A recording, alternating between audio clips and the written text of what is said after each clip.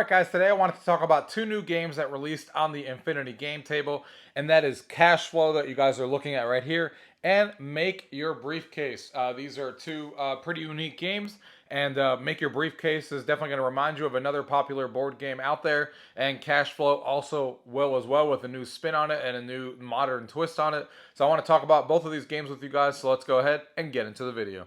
Gaming tech, eating brekkie is the gaming tech. Going for a brekkie is the gaming tech. Gaming techie is the gaming tech. Gaming techie.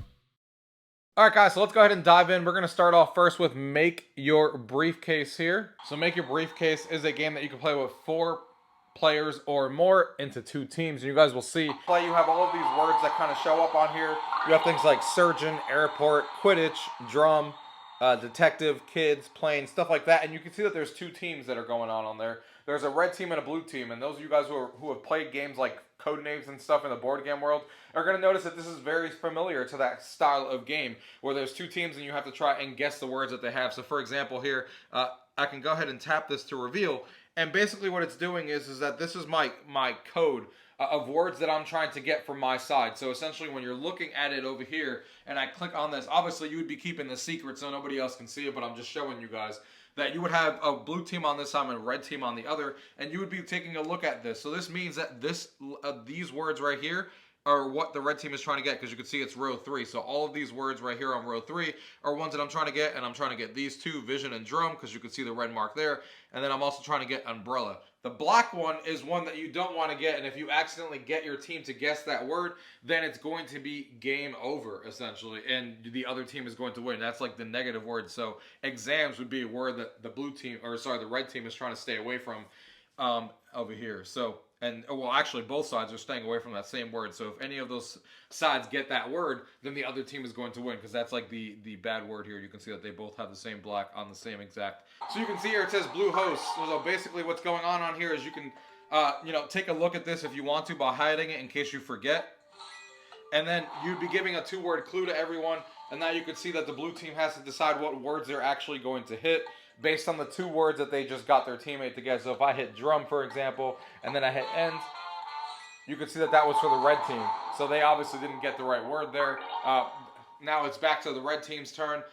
And again, you can take a look at this if you want to, if you forget, and hide it from other people. But you can see that we're trying to get this 3rd line. So let's say, for example, we have detective and kids over here. Let's say that we say, police officer, and detective is one of the words. I'm just throwing a word out there. I haven't seen the other words. You would go ahead and hide that again, and then it would tell the red team to go ahead and make your choices. So they did get 1, so they're allowed to continue if they get a correct one. And then let's say they say, some other one. Let's say they hit frames for whatever reason. That obviously is a red one, so they get to keep going until they get one wrong. However, when they get one wrong, then they will stop going, and that is for the blue side. Now the blue team's going to go.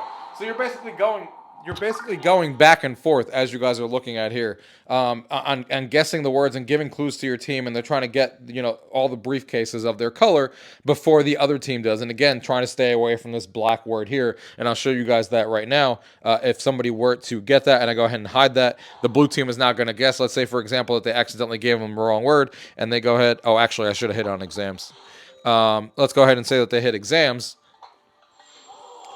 That was a detonation one, and it's game over, and the red team wins. I really love the animations of this.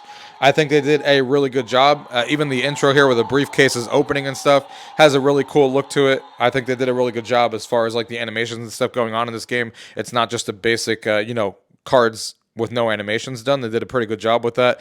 But yeah, this is basically a very similar concept to Codenames, if you guys are familiar with that game in the board game world.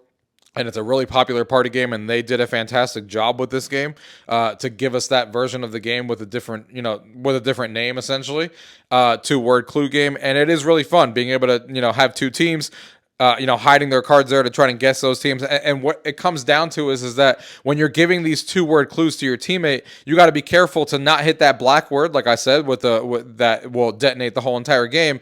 And you also got to make sure that the clue that you're giving them, if I say like, police officer or something like that, and that word accidentally also makes them think of a word that's on the opposite team, then obviously they might guess the other word as well. So you have to look around the board as the clue giver and make sure that the words that you're giving don't match other words that you can't give them, especially that black black, word that's covered up that you don't want anyone to guess. So really, really good party game. This is a great addition on here. Plays 4 players plus, and this is a great one to add to the rotation. It's a game that's been around for a while, and it's good to see a digital version of it on here. And again, they did a really good job with the animations and everything about this game. So super impressed with that. The next game we're going to take a look at here is Cash Flow. Cash Flow is another game here that I think, first of all, it's made by Squiggly Frog Studios, the same people who made the other game that I talked about in the past.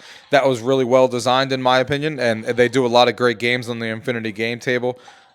Like Cribbage, which is the one I talked about last time. I thought they did a fantastic job with that. And this one kind of keeps up with the same thing, because if you go into settings, they have all their same things on here with the menu system that they do for most of their games here, where you can change the background image, you can see all the game statistics and stuff like that, how many times you won and who lost and stuff like that. So I love local leaderboards and stuff. So they do a great job with that. And this game is going to remind you of a game like Game of Life, but in a new modern twist of it. So if you hit start here, basically what you're trying to do is you're trying to be the one that has the most amount of money and live the best life after a certain amount of months. You can see here, you can choose any amount of months you want. If you want a shorter month or if you want multiple months, you can go ahead and hit 3 and then select the players here. You can go ahead and just tap to join. You can even name your player, which I really like that Squiggly Studios does, because then it obviously shows up in the leaderboard if you're going to do that. You can also add all 4 players on here. You could do AI if you want to. So AI is in this game that you can play with, or of course local players as well. We're just going to go ahead and leave that there and just hit start. Again, really cool animations and really cool graphic art style and stuff. And basically the way that this game works is that you're playing through 3 months, because that's essentially what we selected here. And you can see that you're trying to, all you do on your turn, as you can see here, because it's my turn right now, you start off with $3,500 in cash. So you can see here, I can roll the dice. Let's see what we get here now. And we get a 1. Player piece is going to move up to 1. We go on a shopping spree. We already know what that means. So now you got a choice. Invest in pizza. The Life of Pie provides the finest fusion of fruit and savory pies, a business and bite that yields delicious returns. Purchase price $7,000. Estimated value $14,000. Available cash. Loan needed. So you can take out a loan if you want to, and you can make that choice how much the estimated value at the end of the game is going to be, or how much cash you want to do. Let's just go ahead and say we purchase it. Amount requested from the bank is $4,000, and you got to go ahead and sign your name here. You can just hit sign and accept, which is pretty funny, and then you can get approved for a loan. So that's pretty cool on how that works there. And as you can see, now it's the AI's turn as they're going through. And now they're rolling their dice. And again, this is a game all about seeing where life takes you, just like the Game of Life and stuff, where you're going through these different months, have to pay your mortgage, have to pay these prices, and then kind of see exactly what happens to your character or to you, and try to get as much money as possible. That 6 is looking real good right now with that jackpot sitting at $700. Different events will happen to you, different things will happen to you, different choices will come up for you to make. And I think they did a really good job with this game. It kind of follows their other suite of games and stuff. I love what they actually do on here, with taking advantage of what the Infinity Game Table can do, where they're doing those different statistics, doing the AI support, doing the different players that you can play with the 4 players. And I think this is more of an adult version of like the Game of Life. This one feels like a little bit more mature themed, which is cool. And but it has that same principle where you're kind of just rolling the dice and kind of seeing what happens. Sometimes you make some choices on what you may want to do, like buying a loan or not buying a loan, or different choices you may make along the way. But essentially, you're rolling the dice and kind of seeing what happens to you, and seeing where fate takes you, and see who ends up winning the most amount of money here. You can see how much money I have, how much loan I have. You can see, my Life of Pi that I have. And then if I roll here one more time, let's go ahead and see one more thing here. And again, at the end of the month, you're going to end up paying your taxes, your bill, but you're still going to collect that monthly, money that you actually get for your job, the $3,500 that we started with.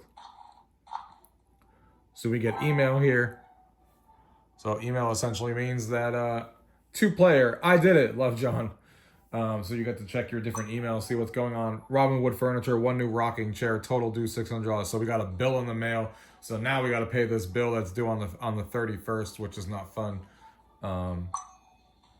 Supercharged bill, Taco-tastic food truck, dinner on the go.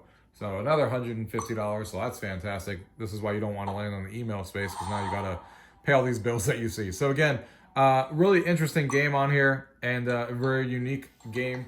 with the way that they did things and stuff, and I think it's definitely a much more fun version than the Game of Life, because that game has been around for so long. This one gives it a little bit interesting of a take with the different months, like the artwork and stuff that they did, like what they're doing with the game.